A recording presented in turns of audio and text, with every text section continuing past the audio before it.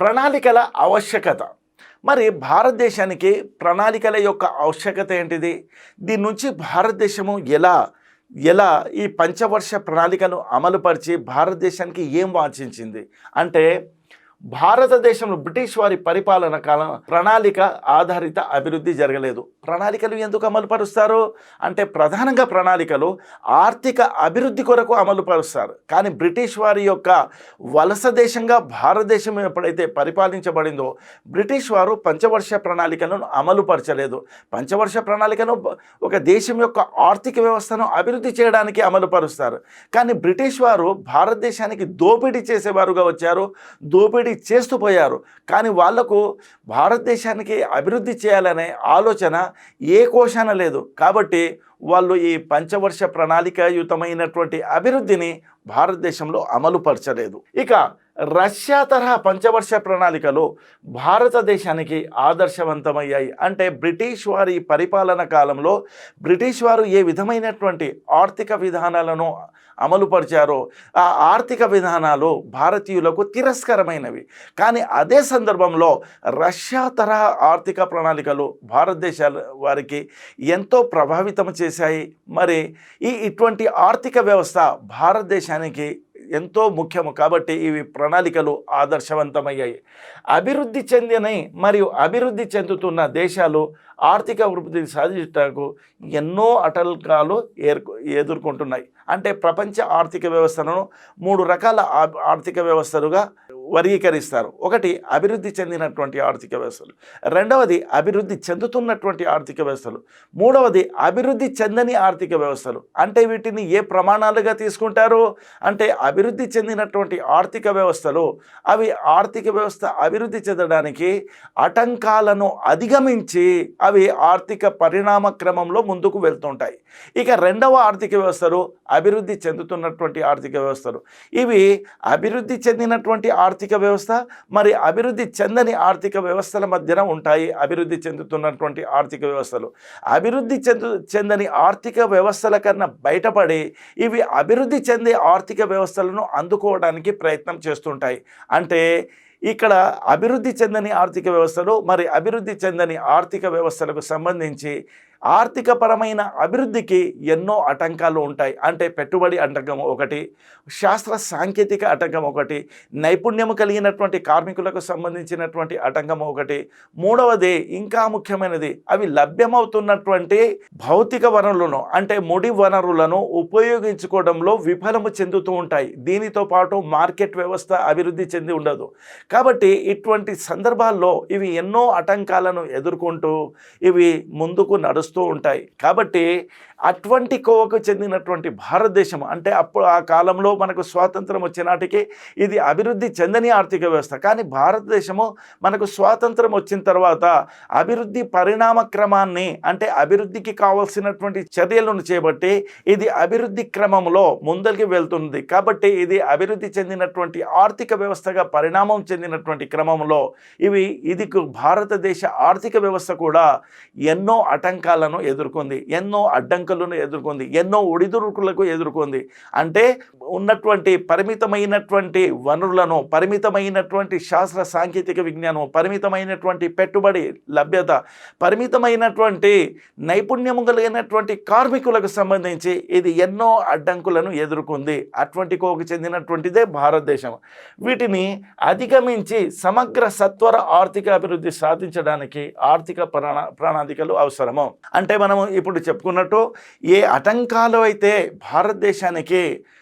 భారతదేశానికి ముఖానికి ఎదురైనవో అంటే ప్రత్యక్షంగా ఎదురైనవో ఈ ఆటంకాలను మొత్తము అధిగమించి భారతదేశ ఆర్థిక వ్యవస్థను అభివృద్ధిపరిచి భారతదేశ ఆర్థిక వ్యవస్థలో ఒక నిర్మాణాత్మకమైనటువంటి అభివృద్ధి క్రమాన్ని ఏర్పరచడానికి దీనికి ఏమైంది అంటే ప్రణాళికలు ఇవి తక్షణంగా అవసరమైనవి. అంటే భారత ఆర్థికవేత్తల ప్రకారము భారత దూరదృష్టి కలిగినటువంటి రాజకీయ నాయకుల యొక్క ఆలోచన ప్రకారము ఈ ఆర్థిక అడ్డంకులను ఎదుర్కొని ఆర్థిక అభివృద్ధి క్రమంలో పైకి రావడానికి ఇవి మనకు ఒక ప్రణాళికలే అప్పుడు ఆదర్శవంతమైనవి. అంటే మనకు ఉన్నటువంటి సమస్యను అధిగమించడానికి మనకు తక్షణంగా కనిపించినటువంటి ఒకే ఒక అవసరము, ఒకే ఒక ఆదర్శము ఈ పంచవర్ష ప్రణాళికలు. అయితే మనకు పంచవర్ష ప్రణాళికలు ఎక్కడి నుంచి, అసలు రష్యా నుంచి ఆదర్శవంతమైనవి. అయితే మన దగ్గర చర్చోపచర్చలు జరిగినవి, కానీ మనకు ప్రణాళికలకు సంబంధించి సలహాలు ఎలా లభించడం జరిగింది, ఎలాగ చొరవ తీసుకోవడం జరిగింది, అది కూడా భారతదేశానికి స్వాతంత్ర ఉద్యమం జరిగే కాలంలో బ్రిటిష్ వారి యొక్క ఆధీనంలో ఉన్నటువంటి భారత ఆర్థిక వ్యవస్థను పైకి తీసుకురావడానికి చేసినటువంటి చర్యల్లో భాగంగా ఏమేమి తీసుకోవడం జరిగింది అంటే 1931లో బ్రిటిష్ ఆర్థికవేత్త ఆర్థర్ స్టాలర్ భారత ప్రజల యొక్క జీవన ప్రమాణాలను పెంచడానికి పంచవర్ష ప్రణాళికల యొక్క అవసరాన్ని తెలియజేశాడు. ఆర్థర్ స్టాలర్ ఇతను బ్రిటిష్ ఆర్థికవేత్త, కానీ భారత జాతీయ కాంగ్రెస్ నాయకులతో ఇతనికి మంచి సంబంధాలు ఉన్నాయి. ఇతను ఒక సలహా ఇచ్చాడు. మన నాయకులు రష్యా యొక్క రష్యా ఆర్థిక వ్యవస్థ సాధించినటువంటి ప్రగతిని చర్చలు జరుపుకుంటున్నారు, సెమినార్స్ జరుపుతున్నారు, మరి సమావేశాలు జరుపుతున్నారు. అంటే ఈ చర్చల్లో పరిణామ క్రమంలో మన భారత జాతీయ నాయకులకు సలహా ఇచ్చినటువంటి వాడు ఎవరంటే బ్రిటిష్ ఆర్థికవేత్త ఆర్థర్ స్టాలర్. ఈయన అన్నాడు, భారత ప్రజల జీవన ప్రమాణాలు మెరుగుపరచుకోవడానికి అసలు ఈ ప్రణాళికబద్ధమైనటువంటి అవసరమా అంటే ప్రణాళికల ఆవశ్యకత ఎంతో అవసరమో. ఒక ఆర్థిక వ్యవస్థ అభివృద్ధి చెందితే ఆ ఆర్థిక వ్యవస్థ యొక్క అభివృద్ధి ఫలాలనేవి ప్రజల యొక్క జీవన ప్రమాణాలను పెంచుతాయి. దేశం యొక్క ముఖ్య లక్ష్యము, ఆ దేశ ప్రభుత్వం యొక్క ముఖ్య లక్ష్యం ఏంది? ఆర్థిక అభివృద్ధి సాధించి ప్రజల యొక్క జీవన ప్రమాణాలను మెరుగుపరచడము. మన భారత కాన్స్టిట్యూషన్లో కూడా ఇదే చెప్పుకున్నారు.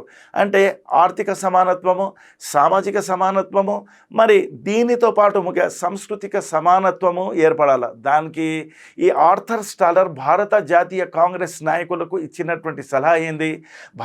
భవిష్యత్తులో భారత ప్రజల యొక్క జీవన ప్రమాణాలు మెరుగుపరచుకోవడానికి ప్రణాళికల ఆవశ్యకత ఎంతో అవసరము అంటనే ఇచ్చాడు. మొట్టమొదటిసారిగా ఒక విదేశీ ఆర్థికవేత్త భారతీయులకు ప్రణాళికల యొక్క ఆవశ్యకతను గురించి సలహా ఇచ్చినటువంటి వాడు ఎవరంటే బ్రిటిష్ ఆర్థికవేత్త ఆర్థర్ స్టాలర్. ఇక దీని తర్వాత 1934లో ప్రముఖ ఇంజనీర్ మరియు ఆర్థికవేత్త Mokshagundam Visvesvaraya the planned economy for India అనే కావ్య గ్రంథంలో భారతదేశానికి స్వాతంత్ర్యం తర్వాత 10 సంవత్సరాల కాలానికి ప్రణాళికల అవసరాన్ని గురించి చర్చించాడు. అంటే భారతదేశ గడ్డపై పుట్టినటువంటి గొప్ప వ్యక్తుల్లో మోక్షగుండం విశ్వేశ్వరయ్య అతను ఒక గొప్ప మల్టీ టాలెంటెడ్ పర్సన్. ఈయన ఒక ఆర్కిటెక్ట్, ఒక ఇంజనీర్, మరి ఇతను ఒక ఆర్థికవేత్త. ఈయన ఏం చెప్పాడంటే 1934లో మోక్షగుండం విశ్వేశ్వరయ్య గారు ఒక బుక్ను రాశాడు, అంటే ఒక గ్రంథం రాశాడు. దాని పేరేంది? The planned economy for India, అంటే భారత పంచవర్ష ప్రణాళిక అనే అర్థము. అయితే ఇది ఎలా ఈ the planned economy for India అనే ఈ కావ్యంలో మోక్షగుండం విశ్వేశ్వరయ్య గారు ఏం పేర్కొన్నారంటే భారతదేశానికి ఒక ప్రణాళిక, ఒక ఆదర్శాన్ని ఆవిష్కరించడం జరిగింది. దీంట్లో ఏం పేర్కొన్నారు? భారతదేశానికి 10 సంవత్సరాల కాలం వరకు ఒక పంచవర్ష ప్రణాళిక, అంటే ఒక ఆర్థిక ప్రణాళికలను అమలుపరిచి భారతదేశం యొక్క ఆర్థిక అభివృద్ధిని గాడిలో పడివేసి, అంటే ఆర్థిక అభివృద్ధి పరిణామ క్రమంలో దీనికి ఒక రూపమిచ్చి ఆర్థిక అభివృద్ధి సాధించడానికి కావలసినటువంటి ఆదర్శాలను, సూత్రాలను, నియమాలను, సూచనలను the planned economy for India అనే గ్రంథంలో మోక్షగుండం విశ్వేశ్వరయ్య గారు ప్రకటించారు. అయితే భారతదేశానికి ప్రణాళికలకు సంబంధించి మొట్టమొదటిసారిగా ఒక ఆదర్శనీయమైనటువంటి ప్రణాళికల విషయాన్ని ఆవిష్కరించినటువంటి వారు ఎవరు అంటే మోక్షగుండం విశ్వేశ్వరయ్య. అయితే ఈయన ఆవిష్కరించినటువంటి ఈ నియమాలను, ఆ ఆదర్శాన్ని, ఆ సూత్రాలను ఏ విధంగా భారత ఆర్థిక వ్యవస్థను ఆర్థిక చలనంలో పడివేయాల, అంటే పట్టాలపైన వేయాలనే విషయాన్ని ఆవిష్కరించి ఒక ఆదర్శవంతమైనటువంటి సూచన ఇవ్వడం జరిగింది. కాబట్టి మోక్షగుండం విశ్వేశ్వరయ్యను the planned economy for India అనే ఈ గ్రంథాన్ని రచించి ఒక ఆదర్శాన్ని, ఒక సూత్రాన్ని, ఒక సూచనప్రాయంగా భారతీయులను తెలియజేయడం జరిగింది. కాబట్టి ఇతన్ని భారత ఆర్థికవేత్తలో భారత పంచవర్ష ప్రణాళికల పితామహుడు అంటారు ఈ మోక్షగుండం విశ్వేశ్వరయ్యను.